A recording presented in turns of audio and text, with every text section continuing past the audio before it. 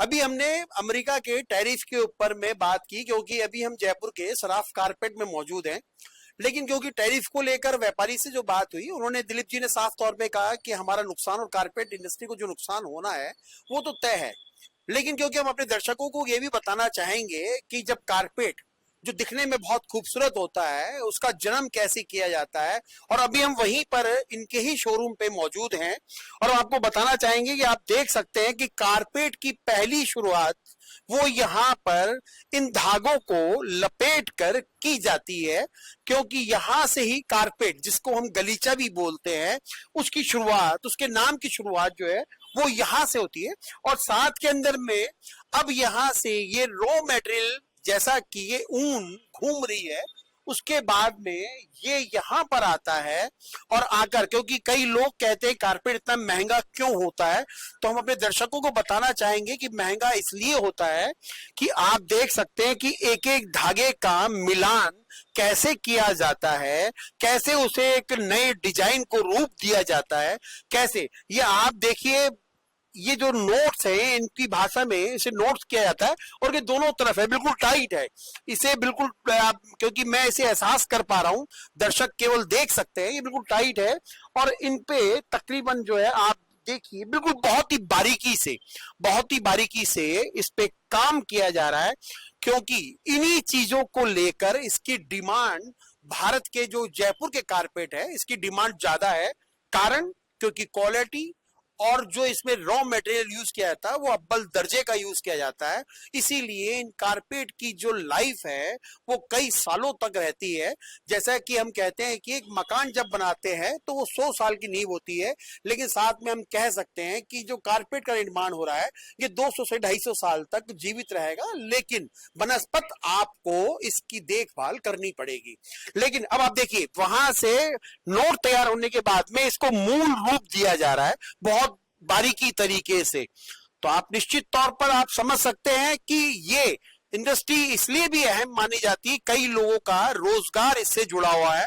और अगर हम बात करें कि एक कारपेट बनाने में तकरीबन जो है 15 से 18 आदमियों का योगदान होता है इसके अंदर में, और क्योंकि इसकी जो कॉस्टिंग होती है वो उसकी कॉस्टिंग, जैसा कि हमने आपको बताया कि वो वहां से माता जी जहां पे उसका रुई निकाल रही है वहां से शुरू होती है, और चलते चलते जब वो कारपेट अपने मूल रूप में आता है उसके बाद उसकी कॉस्टिंग के अंदर में चार चांद लग जाते हैं। क्योंकि भारत के अंदर में, जैसा कि हमने कहा कि हाथों से बनाया हुआ कारपेट बनाया जाता, खासकर जयपुर और भदोही के अंदर में।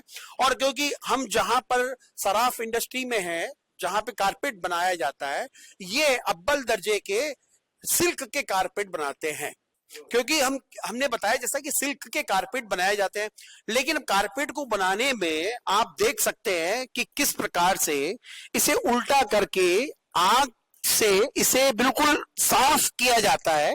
उसका कारण क्या है कि ये वूल के कारपेट है, और क्योंकि जो इसमें अन एक्स्ट्रा चीजें जो है वो जल के खाक हो जाती है, वूल कभी जलता नहीं है।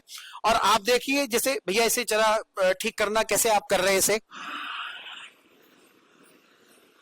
आप देख सकते हैं कि इसको बिल्कुल जला के इसको ठीक किया जा रहा है, इसे रगड़ के बिल्कुल साफ किया जा रहा है। तो निश्चित तौर पर ये देखिए, बिल्कुल आप, मैं कैमरामैन को कहूंगा कि ये जला नहीं है, इतनी तेज आग होने के बाद भी ये जला नहीं है।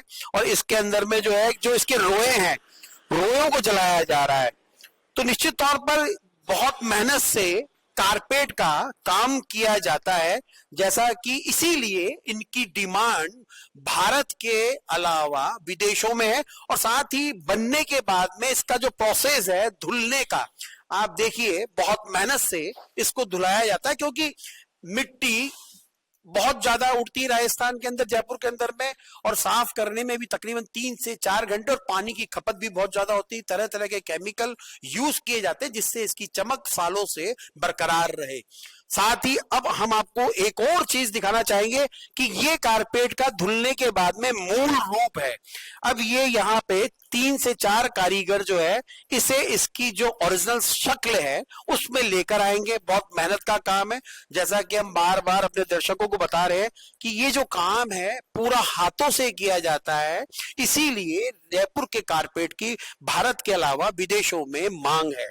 तो तो देखिए, अरे भैया इसके अंदर में आप जो काम कर रहे हैं, कितना कितना समय लगता है इसको काम करने में? दिन भर लगता है सर। हाँ, ये 25 फुट करने में दिन भर लगता है। तो इसको, ये जो इसका जो आप रुई काट रहे हैं जो इसके अंदर में, तो डिजाइन आपको कैसे समझ में आता है, क्योंकि आप तो एक अंदाजा काट रहे हैं। डिजाइन तो ये सर बना हुआ है, डिजाइन के आधार पे हम ऊन काटेंगे और सिलिक उठेगा। हम्म।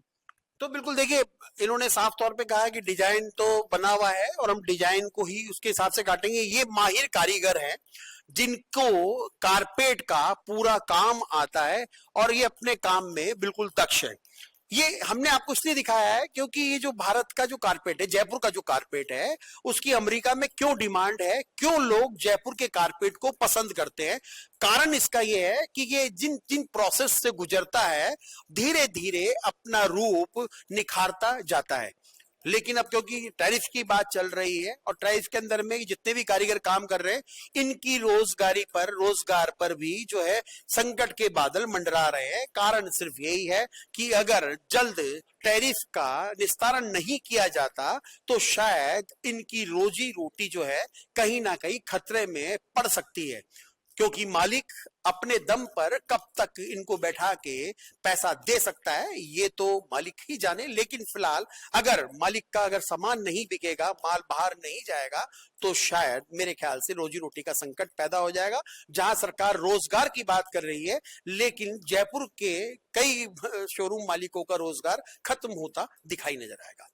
Manoj Sharma, news watch India, Jaipur.